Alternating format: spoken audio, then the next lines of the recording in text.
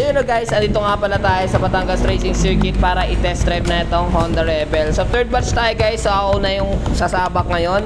For today's video nga pala, tatlong motor ang gagamitin natin. So first, itong Honda Rebel muna.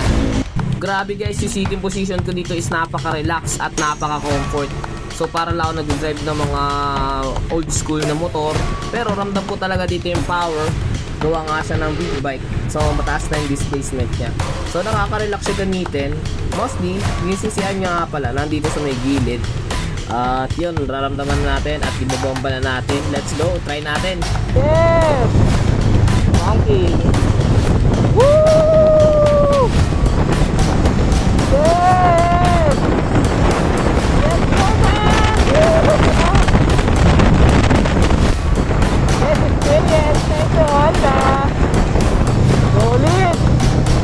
Grabe guys, iba na yung sitting position, napaka-relax at napaka-comfortable. Pero ang astig ng powerful engine na to.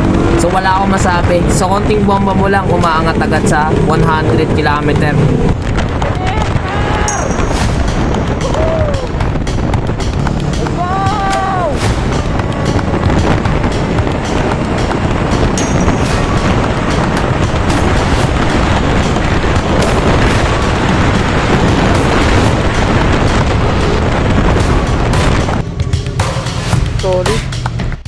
So second next bike natin na gagamitin, itong Honda Hornet. Napakaangas na panel guys, may logo na Honda. At syempre di mawawala itong napakalaking tangke niya. At katabi ko nga pala itong Honda Goldwing. Napakalaking motor nga pala niyan guys. So solid experience talaga at marinig yung mga tambutso nito. Kasi iba't iba talaga yung tunog nila. Let's go! Woo! Solid experience. Sarap po, big bike. Wala kayo pagkakaroon na ito guys.